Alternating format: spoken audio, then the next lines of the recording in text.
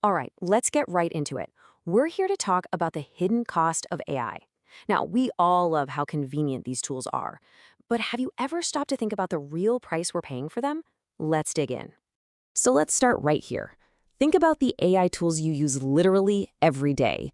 That convenience? Well, it actually hides a pretty big and growing environmental price tag. That super sleek instant response you get from your favorite AI, it has a real physical footprint. And you might be surprised to learn just how thirsty it is. To really get a handle on that price, we've got to look at the enormous scale of modern AI and its invisible but very, very real thirst for water. I mean, this scale we're talking about here is just staggering. Tools like ChatGPT, they're reportedly handling somewhere around 1 billion queries every single day. 1 billion. And that number is only going up as more and more companies bake this tech into their products.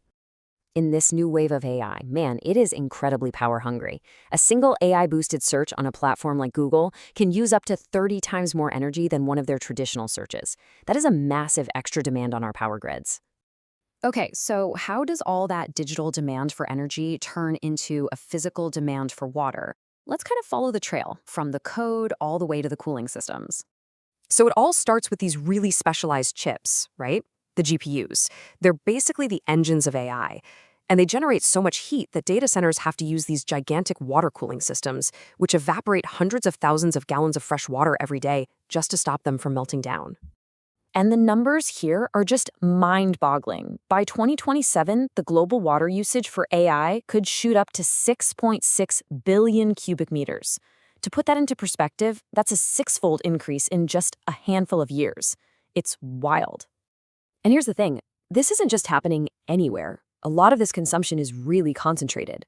Big tech companies are reporting that a huge chunk of this water is being pulled from areas that are already facing water shortages.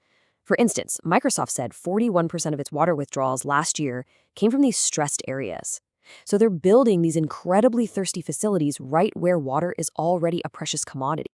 Now, this is where it gets really crucial. When you have these giant tech facilities and the local communities competing for the exact same limited water supply, well, that can lead straight to a public health crisis.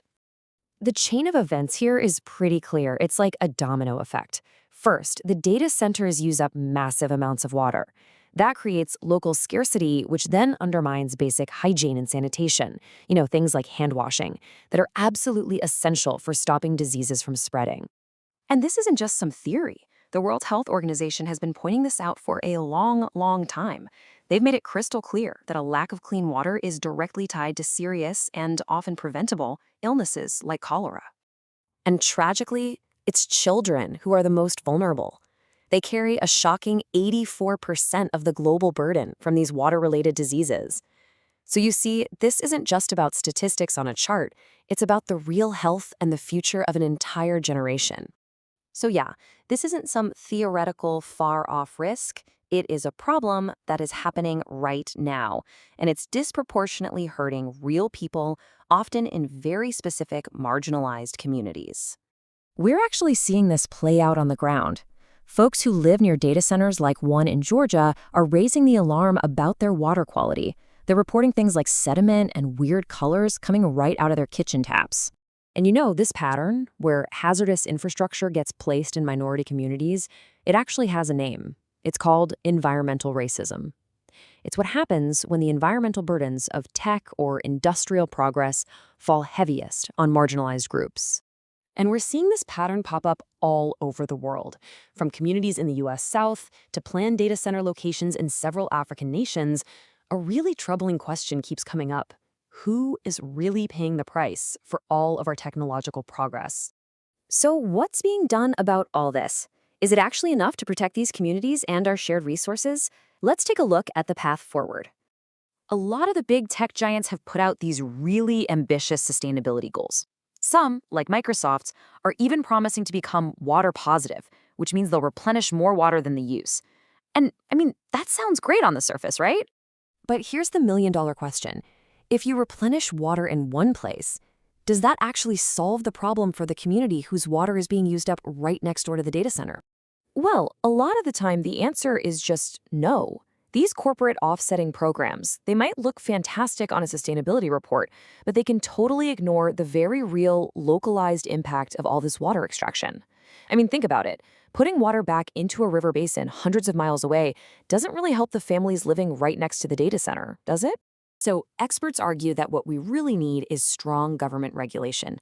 Things like forcing companies to be transparent about their water use, restricting these facilities in already water-stressed areas, and making sure that any sustainability efforts directly benefit the communities that are affected, like funding local water infrastructure.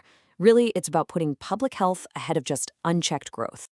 And that leaves us with one last pretty critical question about the future that we're all building together. We're creating this unbelievably powerful new technology, but we have to ask ourselves, what is the true cost here? And more importantly, who is being asked to foot the bill?